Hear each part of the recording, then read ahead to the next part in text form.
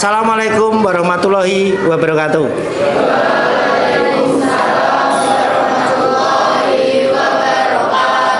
Ya, untuk mengawali kegiatan pembelajaran hari ini, salah satu untuk memimpin doa. Siapa yang memimpin doa?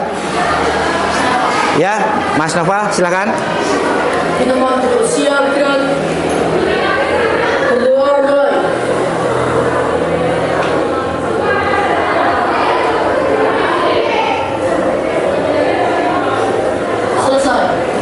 Ya. Oh, untuk hari ini ada yang tidak masuk? Siapa? Safa berapa hari ini? Apa sakit atau? Sakit. Ada lagi selain Safa? Ini keterangannya apa?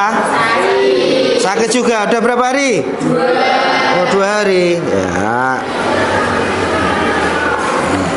Ada lagi? Sudah?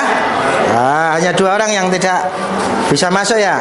Ya, nggak apa-apa, didoakan saja semoga cepat sembuh biar bisa mengikuti pelajaran seperti biasa. Nah. Untuk penyemangat dari Pancasila, nah, pendidikan Pancasila, mari kita menyanyikan lagu nasional. Siapa yang biasanya memimpin? Ya, Mbak Tiara, silahkan maju sini. Nah.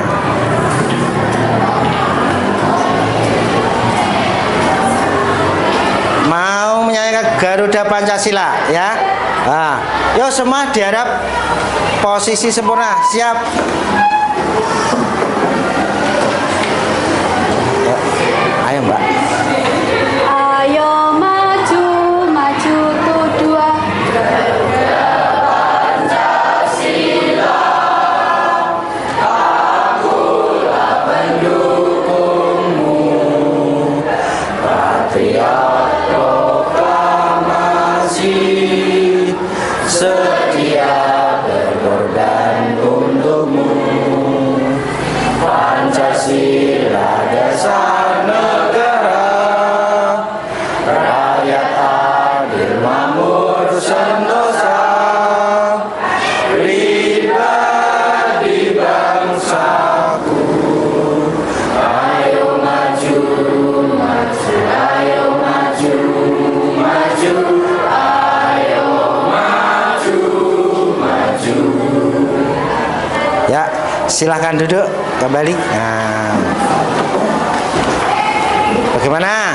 Oh, untuk pelajaran ini sudah siap untuk menghadapi pelajaran hari ini? Kok masih loyo? Semangat?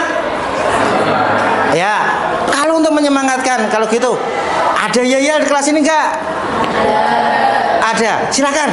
Siapa yang mau memimpin yayalnya? Ayo siapa? Oh ya, Mas Hafiz, silakan. Biar kita semangat untuk pembelajaran hari ini. Yuk. Enggak. Apa sih? Bagi. SMP Primamer tetap semangat luar biasa. Sembero. Jaya, jaya, jaya, yes. Sikap berangkat. Iya. Sikap berangkat. Iya. Sikap berangkat. Iya. Maju, jalan.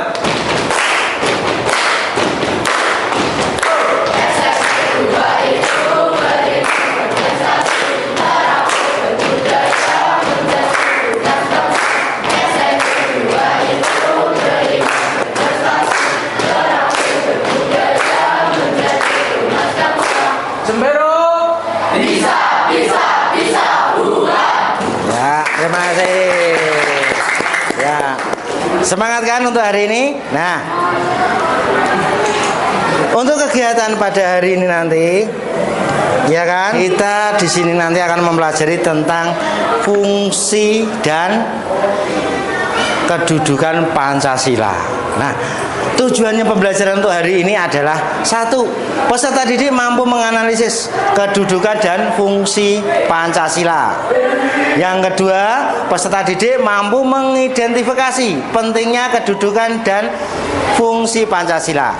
Yang ketiga, peserta didik mampu mempraktekkan nilai-nilai Pancasila dalam kehidupan sehari-hari. Nah, nanti kita akan mendiskusikan suatu masalah dari masalah sila-sila Pancasila. Kalian nanti akan membuat kelompok, susunan diskusi, kerjasama. Setelah itu menampilkan atau mempresentasikan ke depan. Gitu nggih. Dan nanti dalam penilaian yang pertama yang saya nilai adalah sikap, kekompakan kalian, kerjasama kalian, dan hasil kalian. Gitu nggih. Nah, sebelum kita melihat atau menampilkan video yang nanti akan kita pelajari, yang kita akan analisis, kita lihat atau kita nanti kita cari masalahnya, bagaimana masalah itu terjadi, nanti kita bisa lihat di video. Kalian memahami dan kalian perhatikan benar-benar ya. Ya. Kita lihat video berikut. Silakan perhatikan ya, pahami. Nah, amati benar-benar. Nanti itu sebagai bahan diskusi kalian. Gitu ke? Ya. Silahkan dilihat. Ini adalah kisah ini terlahir dari keluarga Sebastian. Selanjutnya, terlahir dari keluarga Sebastian. Keluarga Dina tinggal di daerah pedalaman yang jauh dari jangkauan perkotaan, sedangkan keluarga ini tinggal di daerah perkotaan yang sering rakyat. Kesenjangan antara mereka semakin dalam ketika mereka memasuki usia sekolah. Rini dimasukkan ke dalam program pendidikan anak usia dini yang mendukung pertumbuhan kognitifnya. Sedangkan Rina tidak. Dia hanya tinggal di rumah. Rini sekolah hingga lulus SMA, lalu melanjutkan ke perguruan tinggi terbaik di kotanya. Rina tamat sekolah hingga sekolah dasar. Namun, karena tingginya biaya sekolah dan transportasi, Rina tidak bisa melanjutkan sekolah. Dia terpaksa tinggal di rumah dan membantu mencari nafkah untuk keluarganya. Setelah lulus sekolah, Rini berhasil menjadi akuntan dengan gaji yang tinggi. Sedangkan Rina yang hanya lulus sekolah dasar harus ikhlas dengan pekerjaannya sekarang sebagai pedagang dengan penghasilan yang kecil, tidak pasti, serta perlindungan yang minim. Dari kisah Rini dan Rina yang menggambarkan kondisi kontradiktif inilah yang dinamakan ketimpangan sosial.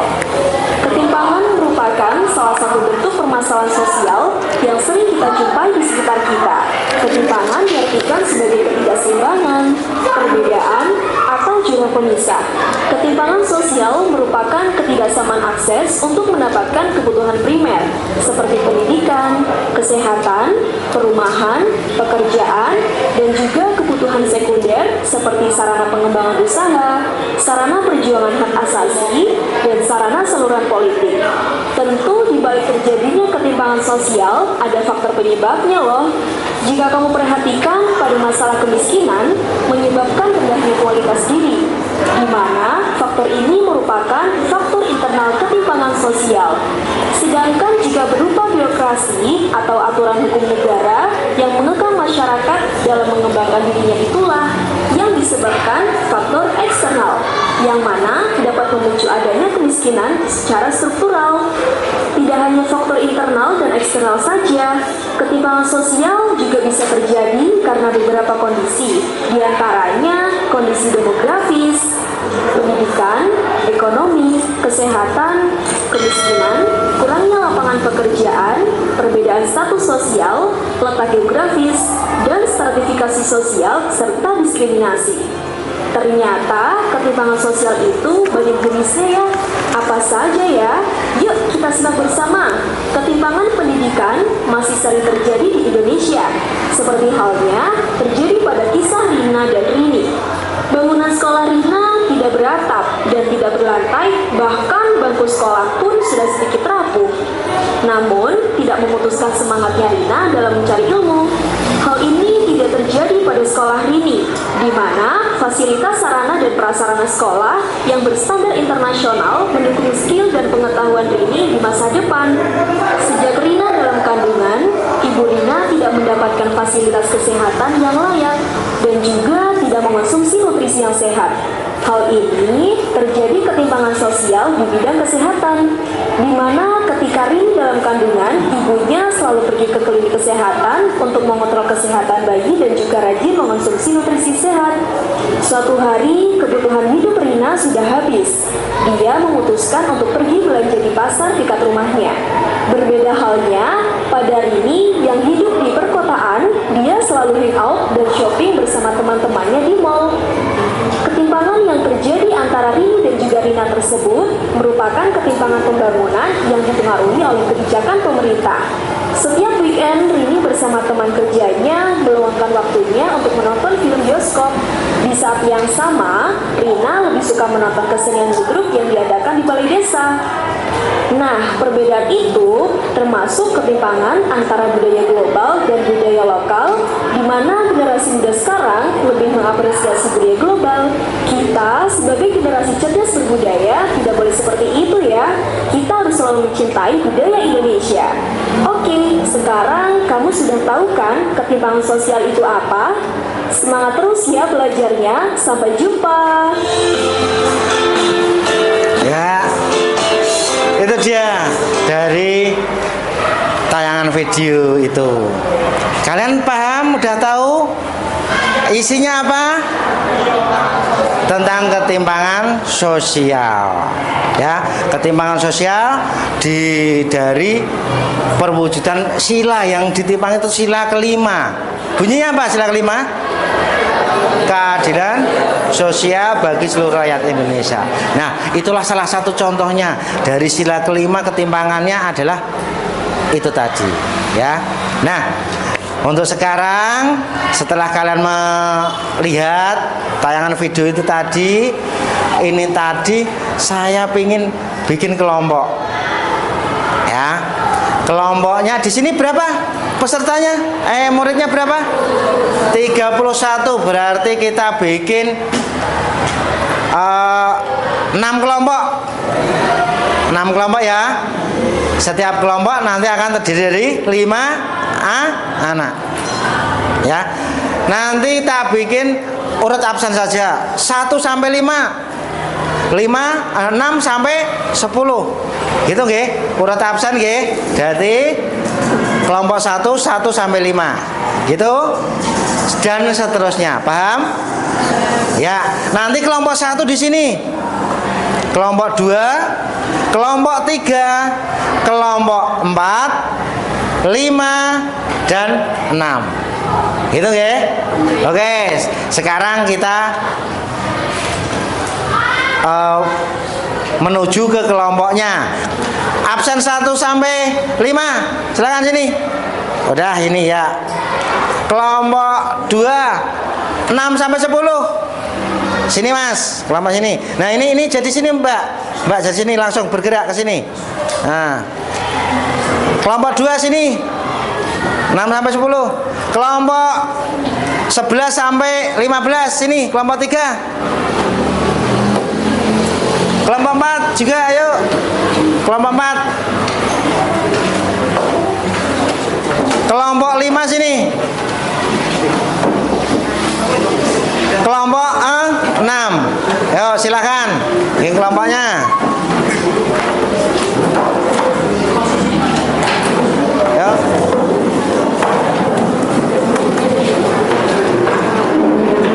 Nah, perhatikan sebentar sebelum saya bagikan lembar kerja ini per kelompok.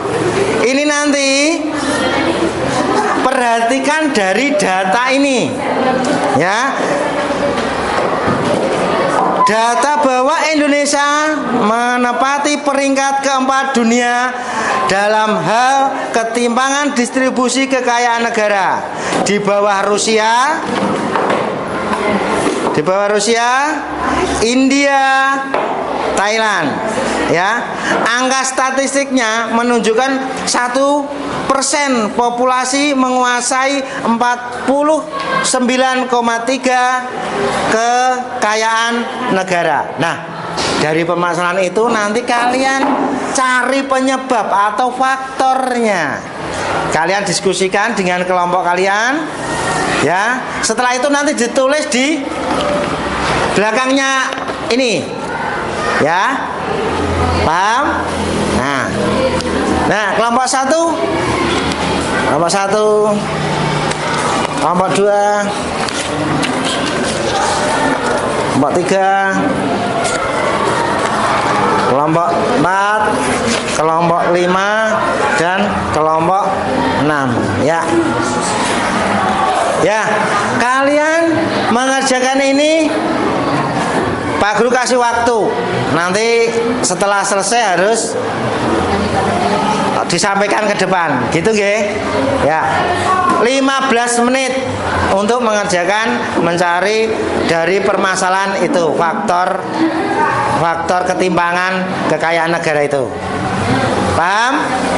Nggih, jangan lupa tulis nama kelompok. Ya. Nama kelompok, namanya siapa saja per kelompok, gitu nggih? Ya. Ya, sekarang silahkan untuk dikerjakan mulai dari sekarang.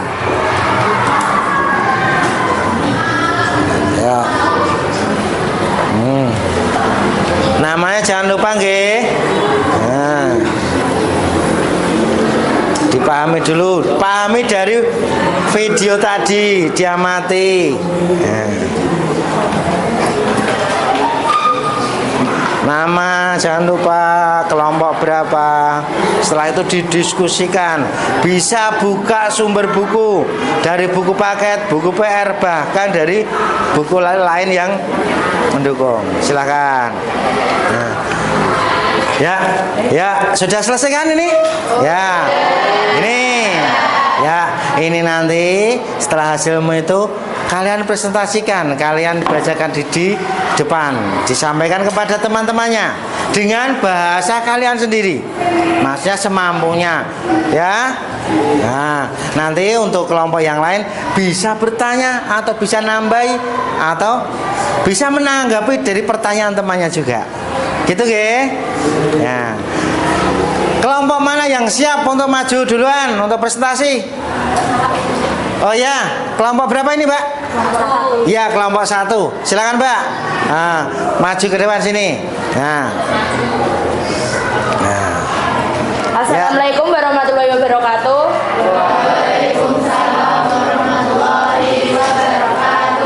Perkenalkan, nama saya Oktavia Elvariana. Di sini saya akan mempresentasikan hasil diskusi kelompok kami, yaitu kelompok 1. Yang beranggotakan saya sendiri, Oktavia Elvariana, dan teman-teman saya, Tiara Nanda Anggraini, Nafisa Salsabila, Nasya Nabila, dan Queen Marta Deina. Jadi, berdasarkan data ini, disebutkan bahwa Indonesia menempati peringkat keempat dunia dalam hal ketimpangan distribusi kekayaan negara di bawah Rusia, India, dan Thailand. Angka statistik menyebutkan 1% populasi menguasai 49,3 kekayaan negara. Diskusikan bersama kelompokmu. Melihat data di atas, apakah ini merupakan data dan fakta terjadinya ketimpangan nilai sila kelima Pancasila? Apa yang menjadi faktor ketimpangan tersebut? Jadi, data tersebut merupakan ketimpangan nilai sila kelima. Faktornya yaitu pertama ada demografis, yaitu perbedaan letak wilayah. Kedua, pendidikan. Pendidikan harus diterima seluruh masyarakat. Akibat tidak meratanya pendidikan bisa menyebabkan ketimpangan. Ketiga, yaitu kesehatan. Perbedaan penerimaan fasilitas dan pelayanan kesehatan juga memicu ketimpangan, karena kesehatan ialah kebutuhan mendasar dan bisa dijadikan syarat kesejahteraan. 4. Kepemilikan modal. Modal yang sebagian besar dimiliki kelompok tertentu bisa menyebabkan kelompok lain tidak merasakan kesejahteraan. Yang terakhir ialah struktural. Hal ini disebabkan karena kebijakan dan tata kelola pemerintahan dalam menangani permasalahan nasional jika kurang tepat, maka yang merasakan kesejahteraan hanya beberapa pihak saja. Jadi itulah faktor ketimpangan. Adakah yang ingin bertanya? Ya, dari kelompok mana Mbak? Kelompok 5. Kelompok 5 mau bertanya. Silakan Mbak Jayanti. Bagaimana cara menangani ketimpangan di bidang pendidikan? Baik, saya akan menjawab pertanyaan dari Jayanti. Caranya yaitu dengan cara meningkatkan kualitas pendidikan dan menambahi sarana prasarana. Ya. Adakah yang ingin bertanya lagi? Jika tidak ada yang ingin bertanya, akan saya tutup. Sekian presentasi dari saya. Terima kasih. Wassalamualaikum warahmatullahi wabarakatuh. Ya, salam warahmatullahi wabarakatuh. Ya. Nah, itu tadi penampilan dari kelompok 1 dari Variana yang menjelaskan tentang faktor-faktor penyebab ketimpangan kekayaan negara. Gitu ya. Terus ada pertanyaan dengan dijawabnya Mbak dari Mbak Jayanti ya tadi ya, tentang caranya ya, cara menyegahnya dari faktor apa tadi? Pendidikan. Nah, itu kata Mbak Elvariana dari hasil diskusinya, meningkatkan kualitas pendidikan ya, menambah sarana dan prasarananya gitu. Itu dari presentasi dari kelompok 1. Terus yang berikutnya dari kelompok berapa? Oh, kelompok 2. Silakan Mas Hafiz, silakan. Nih, ini presentasi dari kelompok 2 ya. Perhatikan. Warahmatullahi wabarakatuh. Waalaikumsalam warahmatullahi wabarakatuh. Perkenalkan, saya Hafiz Kurniawan dari perwakilan dari kelompok 2 dengan anggota saya Akbar, Tata, Danang, dan Deva. Kali ini kita akan mempresentasikan hasil diskusi kami dengan soal berdasarkan data dari Credit Suisse Global Wealth Databook.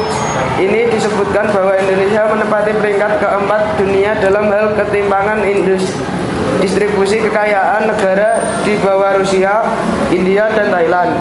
Angka statistik menyebutkan 1% populasi menguasai 49,3 kekayaan negara. Diskusi berikan bersama kelompokmu. Melihat data di atas, apakah ini merupakan data dan fakta terjadinya ketimpangan nilai sila kelima Pancasila? Apa yang menjadi faktor ketimpangan tersebut? Faktor-faktor yang mempengaruhi adalah 1. Faktor demografis. Kondisi geografis atau perbedaan letak wilayah juga mempengaruhi ketimpangan distribusi kekayaan negara. 2. Faktor pendidikan. Faktor pendidikan seharusnya diterima oleh seluruh lapisan masyarakat. Akibat tidak meratanya penerima kualitas pendidikan, maka bisa menyebabkan ketimpangan. 3. Faktor kesehatan. Perbedaan penerimaan fasilitas dan pelayanan kesehatan juga mempengaruhi ketimpangan distribusi kekayaan negara. 4. Faktor kepemilikan modal. Perbedaan kepemilikan modal tertentu menyebabkan ketimpangan distribusi kekayaan negara yang besar. Apakah ada pertanyaan? Ya, dari kelompok berapa Mbak? Pertanyaan? Kelompok 6. Ya, silakan kelompok 6. Bagaimana cara menangani ketimpangan distribusi kekayaan negara pada faktor kepemilikan modal? Pemilikan Jawabannya modal adalah meningkatkan penyebaran penduduk yang merata dan bisa mencari investor-investor dari luar negeri. Apakah ada pertanyaan lain? Ada pertanyaan lain? Tidak? Kalau Ya. tidak ada, saya tutup. Sekian presentasi dari saya. Wassalamualaikum warahmatullahi wabarakatuh. Waalaikumsalam warahmatullahi wabarakatuh. Ya, itu tadi penampilan dari kelompok 2 ya Mas ya. Dari kelompok 2 Mas Hafiz menampilkan prestasinya ya. Selanjutnya ada lagi yang mau presentasi? Kelompok 3. Silakan Mas. Perwakilan siapa dari kelompok 3? Nah. Sini Mas. Ya. Perkenalan dulu. Nah, dari kelompok mana? Nama siapa? Ya, betul Mas. Assalamualaikum warahmatullahi wabarakatuh. Waalaikumsalam. Perkenalkan, nama saya Naufal Hafiz Alfasatian, perwakilan dari kelompok 3 yang ingin mempresentasikan hasil diskusi kita. Jadi, berdasarkan data ini disebutkan bahwa Indonesia menempati peringkat keempat dunia dalam hal ketimpangan distribusi kekayaan negara, di bawah Rusia, India, dan Thailand. Angka statistik menyebutkan 1% populasi menguasai 49% kekayaan negara. Diskusikan bersama kelompokmu melihat data di atas, apakah ini merupakan data fakta terjadinya ketimpangan nilai sila kelima Pancasila, apa yang menjadi faktor ketimpangan tersebut. Jadi jawabannya ya, benar, ketimpangan berhubungan dengan sila kelima Pancasila, karena dalam ketimpangan terdapat ketidakseimbangan antara masyarakat. Faktor-faktor yang meliputi ketimpangan ada 5, yaitu faktor demografis, faktor pendidikan, faktor kesehatan, faktor kepemilikan modal, dan faktor sosial. Sampai sini ada pertanyaan? Ya. Ya. Silakan dari kelompok mana, Mbak? Kelompok 5. Silakan. Bagaimana cara untuk mencegah ketimpangan di bidang kesehatan?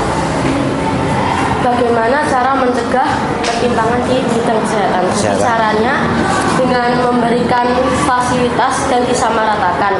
Karena sebagian masyarakat ada yang kurang dalam mendapatkan fasilitas dari kesehatan. Mungkin ada lagi, belum saya tutup. Ada lagi tidak? Ada tidak? Ya. Mas. Jika sudah tidak ada, saya tutup.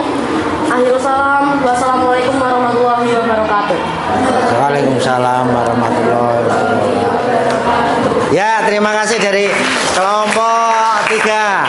Nah, kasih tepuk tangan. Nah, gitu ya. Ini kalau sudah dikumpulkan sini, nanti dari hasil kalian saya akan pasang di mading ya. Sudah selesai ini ya. Nah, kelompok 3. Nah, nih sudah ya, terima kasih ya. Nah,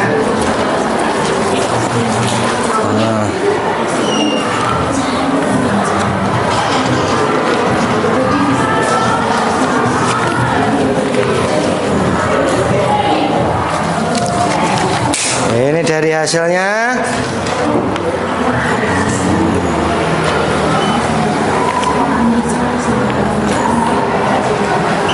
Nah, dari ketimpangan itu tadi yang kalian sampaikan, Pak Guru bisa sedikit menarik kesimpulan bagi kalian. Apa? Bahwa dari sila Pancasila ya. Gini, perhatikan ke depan. Kita lihat tayangannya. Nah.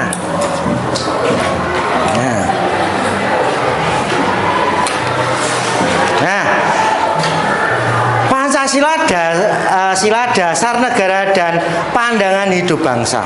Nah, karena Pancasila itu sebagai pandangan hidup. Pancasila adalah pandangan hidup filosofis yang mengandung nilai-nilai moral, etika, dan sosial yang menjadi pedoman bagi kehidupan individu dan masyarakat Indonesia. Sebagai dasar negara, Pancasila merupakan pijakan utama bagi penyusunan konstitusi dan sistem pemerintahan Indonesia. Ya, kalau sudah tidak ada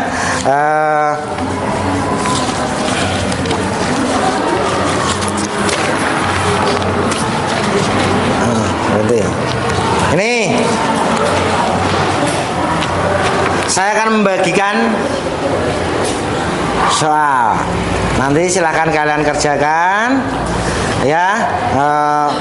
di selembar ini ada 5 soal urean yang nanti bisa kalian. Nih, silakan kelompok, tidak per kelompok, per orang. Kalau sudah nanti dikumpulkan ya, kumpulkan. Sudah? Ya, ayo silakan kumpulkan. Ke depan sini, salah satu. Ya. Oke.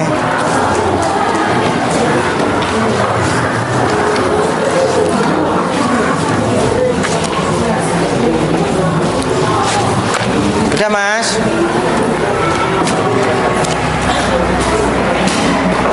Ya.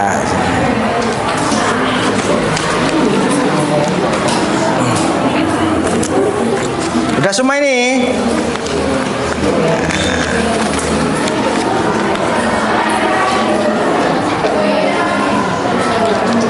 Ya. Untuk kegiatan belajar hari ini materi kita tentang fungsi dan kedudukan Pancasila sampai di sini. Tapi sebelum pelajaran saya akhiri, nanti untuk tugas di rumah, silakan kalian buka di halaman 19 buku PR.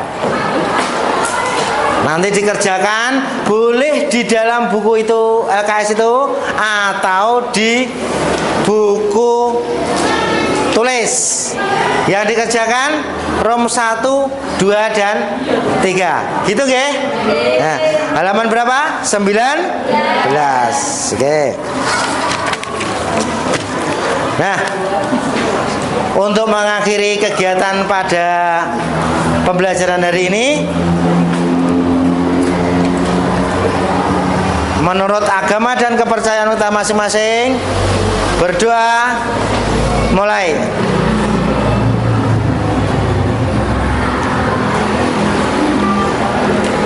Cukup?